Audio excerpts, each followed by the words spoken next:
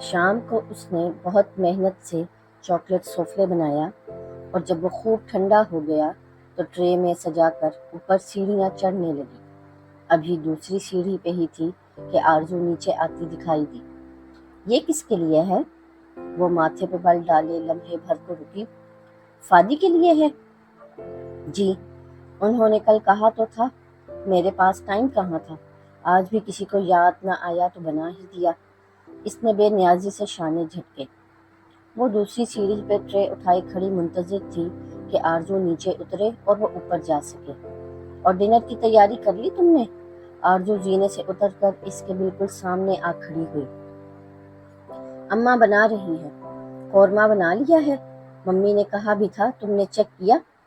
آپ سیدھے سیدھے کہہ دیں کہ میں چلی جاؤں اور آپ یہ ٹرے فواد بھائی کو دے کر اپنے نمبر بنا لیں تو لیں، پکڑیں۔ اس نے ٹرے زور سے اسے تھمائی۔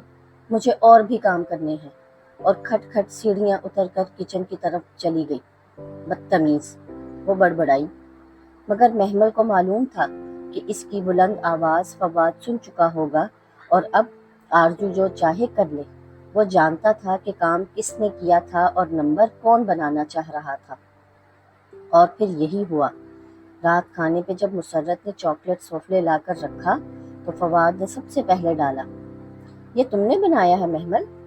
جی، وہ سادگی سے بولی۔ آرزو نے ناگواری سے پہلو بدلا۔ بہت ٹیسٹی ہے، تم بھی روز میٹھا کیوں نہیں بناتی؟ اتنی فارغ نہیں ہوں میں، 100 کام ہوتے ہیں مجھے، ایگزام ہو رہے ہیں میرے۔ دل کرے گا تو بنا دیا کروں گی، ورنہ سب جانتے ہیں محمل سے یہ جی حضوریاں نہیں ہوتی۔ اماں ایک پھلکا مجھے بھی اٹھا دیں۔ وہ مصروف سی اماں کے ہاتھ سے پھلکا لینے لگی، جیسے اسے فواد کے تاثرات کی پرواہ ہی نہ ہو۔ وہ تائیداً سر ہلا کر سوفلے کھانے لگا، مگر بار بار نگاہ بھٹک کر اس کے مومی چہرے پہ جا ٹکتی تھی، جو بہت مگن سی ابھی تک کھانا ہی کھا رہی تھی۔ سوفلے کو اس نے ہاتھ بھی نہیں لگایا تھا۔ وہ کچن میں کھڑی سنک کے سامنے دوپہر کے جھوٹے برتن دھو رہی تھی جب سامنے بڑی سی کھڑکی کے پار آسمان پر سرمئی بادل اکٹھے ہونے لگے۔ وہ ابھی تک سپنج پلیٹوں پر مارتے ہوئے اس سیاہ فام لڑکی کے متعلق سوچے جا رہی تھی جس سے وہ گزشتہ کچھ دنوں سے احتراز برت رہی تھی۔ عین بس کے ٹائم پہ سٹاپ پہ جاتی اور بینچ پہ بیٹھنے کی بجائے ذرا فاصلے پہ کھڑی ہو جاتی، نہ تو دانستہ اس لڑکی کو دیکھتی اور نہ ہی قریب جاتی۔ معلوم نہیں کیوں اسے اس سے اور اس کی سیاہ جلد والی کتاب سے خوف محسوس ہونے لگا تھا۔ بادل ذرا گرجے تو وہ چونکی۔ نیلگوں سنہری شام پہ ذرا سی دیر میں چھایا ہو گئی تھی، بجلی چمکی اور یکایک موٹی موٹی بوندیں گرنے لگی۔ محمل نے جلدی جلدی آخری برتن دھو کر ریک میں سجائے، ہاتھ دھوئے اور باہر لان کی طرف بھاگی۔ بارش دیکھ کر اس کا دل یوں ہی مچل جایا کرتا تھا۔ محمل، جاؤ مسرت سے کہو، بلکہ تائی اماں جو برآمدے میں کرسی پہ بیٹھی لڑکیوں سے گپ شپ میں مصروف تھیں، اسے آتے دیکھ کر حکم صادر کرتے کرتے رکی۔ اس کے چہرے پہ بارش میں کھیلنے کا شوق رقم تھا۔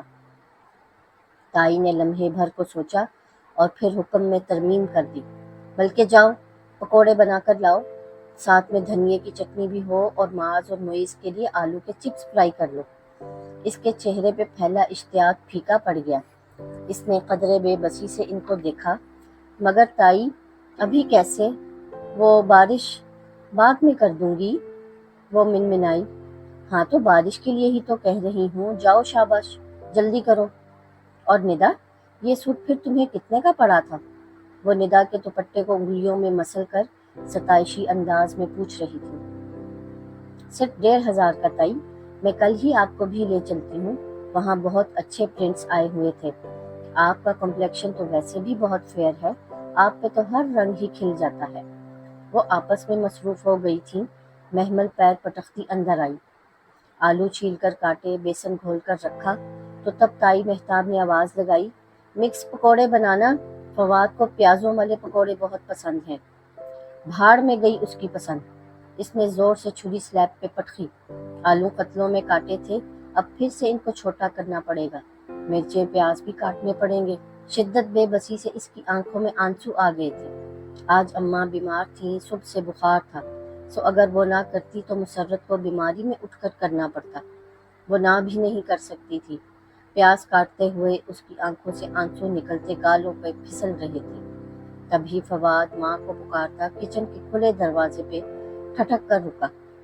کھلی جینز پہ لمبا کرتا اور گردن کے گرد مفلر کی طرح دوپٹہ لپیٹے، بھوری اونچی ٹیل باندھے، وہ سر جھکائے کھڑی کٹنگ بورڈ پہ ٹھک ٹھک پیاز کاٹ رہی تھی۔ آنسو گالوں پہ چمک رہے تھے۔ محمل، وہ بے چین سا قریب چلایا۔ کیا ہوا؟ تم رو کیوں رہی ہو؟ میری مرضی، آپ لوگوں کو کیا؟ آپ لوگوں کو تو اپنے کھانوں سے غرض ہوتی ہے۔ فواد کے دل میں جگہ بنانے کے سارے ارادے بھلا کر وہ تڑخ کر بولی۔ پھر بھی کسی نے کچھ کہا ہے؟ یہاں کہتا کوئی نہیں ہے، سب حکم صادر کرتے ہیں۔ اس نے چھری والے ہاتھ کو پشت سے گال صاف کیا۔ اور مجھ سے ابھی کوئی بات نہ کریں، میں بہت غصے میں ہوں، یا تو چھری مار دوں گی یا پکوڑوں میں زہر ملا دوں گی۔ اچھا، وہ پتہ نہیں کیوں ہنس دیا تھا۔ وہ رک کر اسے دیکھنے لگی۔ آپ کیوں ہنسے؟ کچھ نہیں، خیر، بناؤ پکوڑے، اور مکس والے بنانا۔ وہ اپنی پسند بتا کر لمبے لمبے ڈھک بھرتا باہر نکل گیا۔ اس کے آنسو پھر سے بہنے لگے۔ جانے کس بھول پن میں وہ یہ سوچ بیٹھی تھی کہ اگر وہ اس کی مٹھی میں آ گیا تو۔ اس نے نفی میں سر ہلایا۔ وہ سب ایک جیسے تھے، بے حس، خود غرض، مطلبی۔ اور جب تک پکوڑے بنے بارش ہلکی ہو چکی تھی۔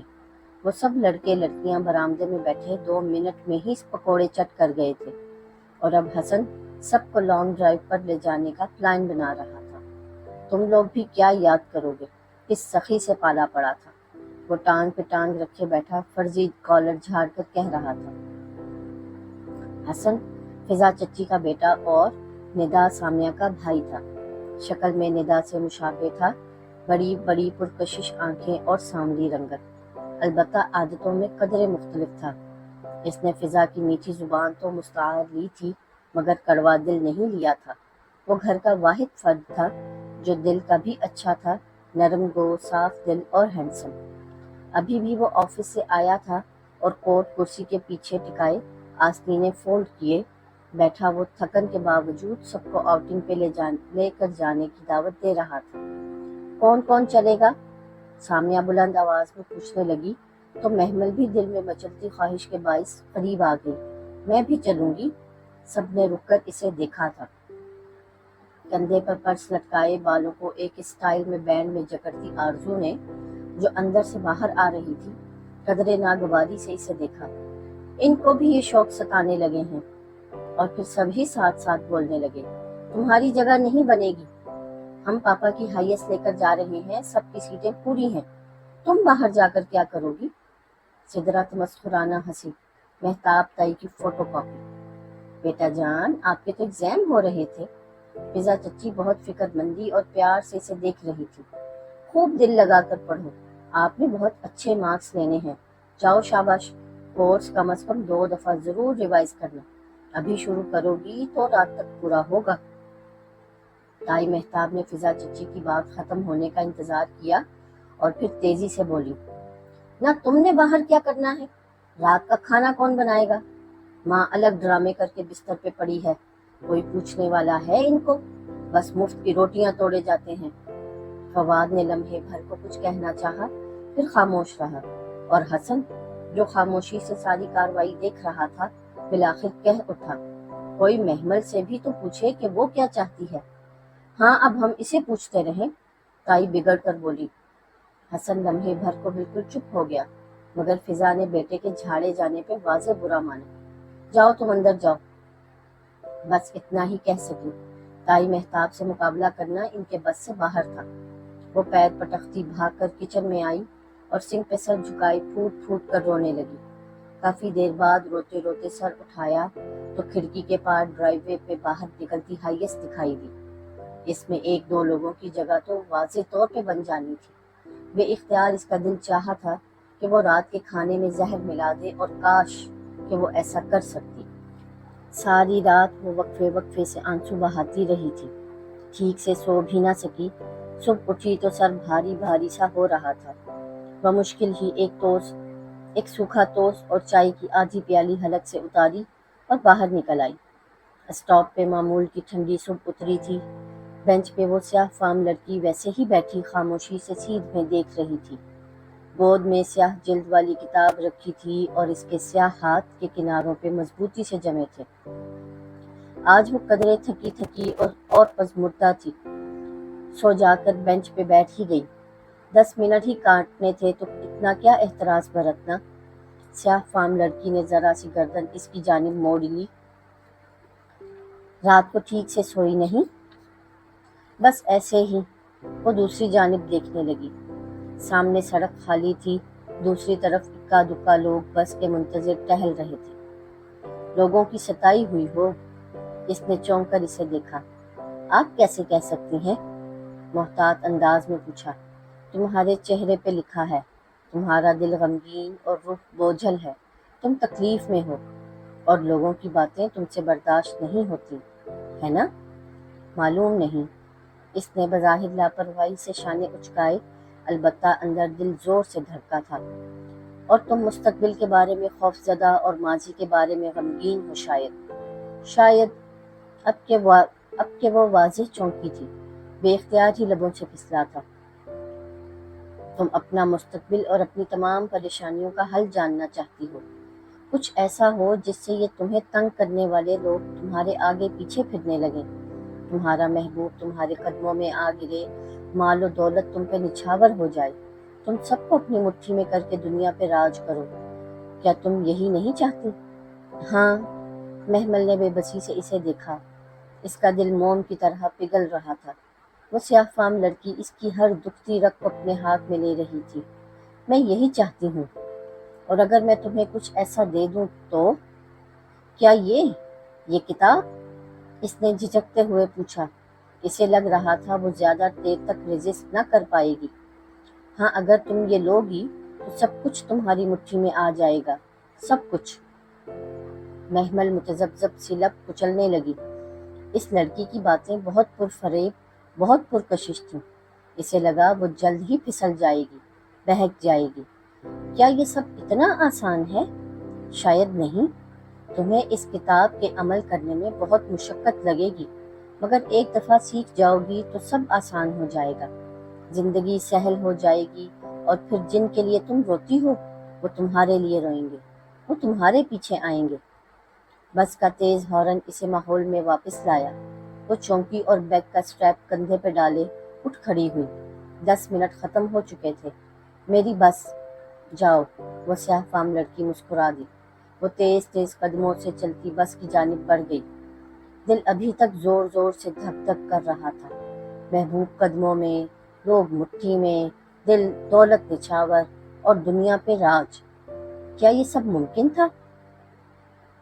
وہ اس کے کہے گئے الفاظ پہ سارا راستہ غور کرتی رہی تھی، لیکن پھر بار بار خود کو جھڑک دیتی۔ یہ کالے علم، سفلی علم، جادو ٹونے، چلے وغیرہ برے کام تھے۔ اسے ان میں نہیں پڑنا چاہیے، اسے ایسا سوچنا بھی نہیں چاہیے۔ کالج کے دروازے پہ اترتے ہوئے اس نے فیصلہ کر لیا تھا کہ وہ آئندہ اس سیاہ فام لڑکی کے قریب بھی نہیں جائے گی، بینچ پہ بیٹھے گی، نہ ہی اس سے بات کرے گی۔ اسے ڈر تھا کہ اگر ایک دفعہ پھر اس نے اس کی آفر سن لی تو شاید وہ اسے قبول کر لے، کسی ایسے گمنام راستے پہ نکل پڑے جہاں سے واپسی کا سفر ناممکن ہو۔ اس روز سدرا کے رشتے کے سلسلے میں کچھ لوگ آ رہے تھے۔ یہ خبر مسرت نے اسے تب دی جب وہ گھر بھر کی صفائیاں اور لڑکیوں کی پھرتیاں دیکھ کر حیران سی ماں کی طرف آئی تھی، ورنہ پہلے تو جب بھی سپہر میں لاؤنج کا دروازہ آہستہ سے کھول کر آتی تو گھر میں سناٹا اور ویرانی چھائی ہوتی تھی، اور آج لمبی سی سامیہ بانس کے جھاڑو سے چھت کے جالے صاف کر رہی تھی۔ سدرا ڈرائنگ روم کی ڈیکوریشن کو از سر نو ترتیب دے رہی تھی۔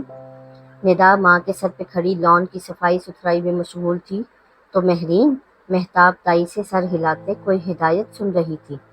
ایک آرزو ہی تھی جو ٹیرس پہ ٹانگ رکھے بیٹھی، کانوں پہ واک مین لگائے کسی میگزین کے ورق الٹ رہی تھی، بے پرواہ، بے نیاز اور مغرور۔ شکر ہے کہ وہ خوبصورت نہ تھی، ورنہ شاید وہ آسمان سے نیچے نہ اترتی۔ رشتہ سدرا کا ہے اور یہ خود غرض خاندان سارے کا سارا لگا ہوا ہے۔ मतलब آہستہ بولو۔ مسرت نے گھبرا کر ادھر ادھر دیکھا، پھر آہستہ سے بتانے لگی، دراصل بھابھی بیگم کا محض اندازہ ہے کہ رشتہ سدرا کا ہی ہوگا۔ نعمان بھائی کی بیگم نے خصوصاً کسی کا نام نہیں لیا، سو فضا کو شاید کچھ امید ہو۔ نعمان بھائی کی بیگم کون؟ تمہارے ابا کی دور کی رشتہ دار ہیں۔ ان کا بیٹا فرقان ایروناٹیکل انجینئر ہے، بہت اچھا گھرانہ ہے، اور ایک بیٹی ہے شادی شدہ، آسٹریلیا میں رہتی ہے۔ بیگم نعمان نے کسی کے ذریعے کہلوایا ہے، اور یہ ساری لڑکیاں اس امید پہ لگی ہوئی ہیں کہ شاید وہ ان کا رشتہ مانگ لیں۔ وٹ ربش! وہ تمسخرانہ ہنس کر اپنے کمرے کی طرف چلی گئی۔ شام میں مسرت نے اسے کچن میں مدد کے لیے بلوا لیا تھا۔ اچار گوشت، بریانی، سیخ کباب، فرائیڈ مچھلی اور کتنا کچھ کریں گی آپ؟ وہ برتنوں کے ڈھکنے اٹھا اٹھا کر جھانکتے ہوئے پوچھ رہی تھی۔ یہ سب تو تیار ہے، تم میٹھے میں 2 چیزیں اور رشین سلاد بنا دو، اور چائے کے ساتھ سنیکس بھی۔ چائے بھی اور کھانا بھی؟ وہ کمر پر ہاتھ رکھ کے حیرت سے بولی، اتنا کچھ کس لیے؟ کیا اتنا رشتوں کا کال تھا سدرا باجی کے لیے؟ آہستہ بولو، وہ کسی سے ڈرتی تھوڑی ہوں، ابھی جا کر منہ پہ بھی کہہ سکتی ہوں، اور تمہارے اس کہنے پہ باتیں تو مجھے سننی پڑتی ہیں محمل۔ وہ تھکن سے آزردہ سی بولی تو وہ خاموش سی ہو گئی، پھر دوپٹے کی گرہ کس کر کام میں جٹ گئی۔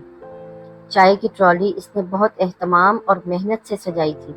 اس وقت بھی وہ پنجوں کے بل بیٹھی ٹرالی کے نچلے حصے میں پلیٹیں سیٹ کر رہی تھی، جب مہتاب تائی کچھ کہتی ہوئی کچن میں داخل ہوئی۔ سدرا ان کے پیچھے تھی۔ سب تیار ہے؟ جی۔ اس نے بیٹھے بیٹھے گردن اٹھائی۔ مہتاب تائی قدرے اجلت میں نظر آ رہی تھی۔ ٹھیک ہے سدرا، تم یہ لے کر جاؤ، اور مٹھائی کدھر ہے؟ میرا خیال ہے چائے کے بعد ہی بات پکی کر دیتے ہیں، مٹھائی تب تک سیٹ کر لینا۔ وہ تو رشتہ مانگنے آئی ہیں تائی، بات اتنی جلدی پکی کر دیں گی؟ وہ حیران سی ہاتھ جھاڑتی کھڑی ہوئی، اور تائی بھی کسی اور موڈ میں تھی، سو بتانے لگی، ہاں تو اب مزید کیا انتظار؟ لڑکا اتنا اچھا اور خوش شکل ہے، پھر ہمارے پاس کوئی کمی تھوڑی ہے۔ منگنی آرام سے 2 مہینے تک کریں گے، اور شادی 1.5 سال تک۔ ایسی دھوم دھام سے شادی کروں گی سدرا کی کہ زمانہ دیکھے گا۔ ان کے انداز سے تکبر کی بو آتی تھی۔ ایک لمحے کو محمل کا دل چاہا نفیس سی وہ خاتون جو ڈرائنگ روم میں بیٹھی ہیں، وہ سدرا کو ناپسند کر کے چلی جائیں، اور تائی صدمے سے بیمار ہی پڑ جائیں۔ آخر خود پہ غاصب لوگ کسے اچھے لگتے ہیں؟ مگر شاید ادھر تو سارے پلان بن چکے تھے۔ سدرا نازک ہیل کی ٹک ٹک کرتی ٹرالی دھکیلتی لے گئی، اور وہ خالی کچن میں خاموشی سے کرسی پہ بیٹھ گئی۔ مسرت بھی مہمانوں کے پاس تھیں، جانے کیسے تائی کو ان کے گھر کا فرد ہونے کا خیال آیا تھا، اور ان کو وہیں بٹھا لیا تھا۔ ٹشو، محمل ٹشو! نائمہ چچی نے زور کی آواز لگائی تو وہ تیزی سے اٹھی۔ ٹشو رکھنا بھول گئی تھی۔ اف! وہ ٹشو کا ڈبہ اٹھا کر بھاگی۔ بس لاؤنج میں لمحے بھر کو رک کر بڑے آئینے میں خود کو دیکھا۔ اونچی پونی ٹیل، سیاہ جینز پر لمبا سفید کرتا، اور گردن کے گرد مخصوص انداز میں لپٹا ایک ٹائی اینڈ ڈائی دوپٹہ، جسے وہ بہت سے جوڑوں کے ساتھ چلاتی تھی۔ یہ غالباً پچھلی سے پچھلی بقر عید پہ بنوایا گیا جوڑا تھا، جو اب تک خاصا گھس چکا تھا۔ خیر، کون سا میرے رشتے کے لیے آئے ہیں؟ وہ شانے اچکا کر ڈرائنگ روم کی جانب بڑھ گئی۔ نفیس اور باوقار سی بیگم نعمان بڑے صوفے پہ تکلف سے بیٹھی مسکراتے ہوئے تائی مہتاب کی بات سن رہی تھی۔ اسے آتے دیکھ کر قدرے خوش دلی سے اٹھ کھڑی ہوئی۔ محمل بیٹا، آپ اب آئی ہو، کب سے پوچھ رہی تھی تمہاری تائی سے۔ وہ ایک دم گڑبڑا سی گئی، لیکن سنبھل کر آگے بڑھ کر ملی۔ السلام علیکم۔ وعلیکم السلام، اتنی دیر سے پوچھ رہی تھی تمہارا۔ ہاں آئی نو بیٹا، تم اس اہتمام میں لگی ہوئی ہوگی۔ مجھے یاد ہے جب میں کریم بھائی کی عیادت کے لیے آئی تھی تو اس اکیلی بچی نے سارا کھانا بنایا تھا۔ وہ اسے اپنے ساتھ بٹھا کر پیار سے دیکھتے 10 برس پرانی بات یاد کر رہی تھی۔ وہ گھبرا کر کبھی تائی کے تنے نکوش کو دیکھتی تو کبھی سدرا کی متغیر ہوتی رنگت کو۔ وہ تو بس ٹشو دینے آئی تھی، پھر اتنا استقبال! چہمانی والد، آپ کے ڈرم سٹکس لیں نا بھابھی، یہ تائی نے ان کی توجہ بٹانی چاہیے۔ ارے یہ تو میری فیورٹ ہے، محمل تم نے بنائی ہے نا؟ مجھے یاد ہے تم نے اس دفعہ بھی کھانے میں یہ بنائی تھی، اور فری اسپیشلی تم سے ریسیپی پوچھ کر گئی تھی، اور اسے سمجھ میں نہیں آ رہا تھا کہ کیا کرے۔ بے بسی و بے چارگی سے وہ بمشکل سر ہلا پا رہی تھی۔ ادھر تائی مہتاب اب پریشان ہو رہی تھی۔ یہی تو ہمیشہ سے ہوتا چلا آ رہا تھا، سدرا کے رشتے کے لیے آنے والی ہر مہمان کو وہ محمل اور مسرت کی بنائی گئی چیزیں یہ میری سدرا نے بنائی ہیں کہہ کر پیش کرتی تھی، مگر جانے کب وہ خاتون ان کے گھر کی ساری سنگن لے گئی تھی۔ بس بھابھی بچیاں ماشاءاللہ سبھی سگڑ ہیں ہمارے گھر میں، فضا چچی نے بظاہر مسکرا کر بات سنبھالی، مگر قدرے بے چین وہ بھی تھی، کہیں کچھ بہت غلط تھا۔ جی مگر یہ سب تو سدرا نے بنایا ہے، بیچاری صبح سے لگی ہوئی تھی، مسرت نے جلدی سے کہا۔ جی جی، تائی مہتاب نے فوراً تائید کی۔ Very good Sidra. بیگم نعمان اب باکس پیٹیز لے رہی تھی۔ یہ باکس پیٹی تو بہت اچھی بنائی ہے سدرا، اس کی فلنگ میں کیا کیا ڈالا ہے؟ اور سدرا کے تو فرشتوں کو بھی علم نہ تھا کہ باکس پیٹی میں ڈلتا کیا کیا ہے۔ وہ ایک دم کنفیوز سی ماں کی شکل دیکھنے لگی۔ دراصل میں کوکنگ کا بہت شوق رکھتی ہوں، اور میرے بچوں کا ٹیسٹ بھی بہت اعلیٰ ہے۔ نعمان صاحب خود منفرد اور اچھے کھانوں کے رسیا ہیں، اس لیے ہمیشہ کہتے ہیں کہ بہو ڈھونڈنا تو اس کے ہاتھ کا ذائقہ چکھ کر ہی رشتہ مانگنا۔ ویسے تو آپ کی ساری بچیاں ہی ماشاءاللہ بہت خوبصورت اور سلیقہ مند ہیں، مگر محمل تو مجھے خاص طور پہ عزیز ہے۔ سیدہ آپا نے ذکر تو کیا ہوگا کہ میں کسی خاص مقصد کے لیے آ رہی ہوں، تو اب لمبی چوڑی کیا تمہید باندھوں محتاب آپا۔ فرقان تو آپ کا دیکھا بھالا ہے، اللہ کا شکر ہے، اس نے ہر طرح سے نوازا ہے ہمیں۔ بس محمل کے لیے میں آپ لوگوں کے پاس سوال کرنے آئی ہوں، اگر ہو سکے تو اسے میری بیٹی بنا دیں۔ اور محتاب تائی سے مزید سننا دشوار ہو رہا تھا۔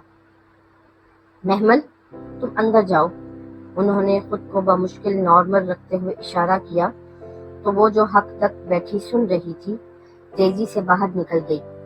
پیچھے کیا باتیں ہوئیں، کس نے کیا کہا، کب ان خاتون کو کھانا کھلائے بغیر رخصت کر دیا گیا، اور تائی کے بند کمرے میں سارے بڑوں کی کیا گفتگو ہوئی، وہ ہر شے سے دور اپنے کمرے میں کان لپیٹے پڑی رہی۔ اس کا دل کچھ بھی کرنے کو نہیں چاہ رہا تھا۔ عجیب سی کیفیت تھی، جیسے بند غار میں روشنی اور ہوا کا کوئی روزن کھل گیا ہو۔ بے کیف اور روکھی پھیکی زندگی میں ایک دم ہی بہت خوشگوار اور سرسبز سا موڑ آیا تھا۔ امیدیں پھر سے زندہ ہو گئی تھیں، اور اسے لگ رہا تھا کہ ایک نئی زندگی باہیں پھیلائے اس کے استقبال میں کھڑی ہے۔ ایروناٹیکل انجینئر، خوش شکل فرقان، ماں باپ کا اکلوتا بیٹا، اچھے کھانوں کا شوقین، اس کے لب آپ ہی آپ مسکرانے لگے تھے۔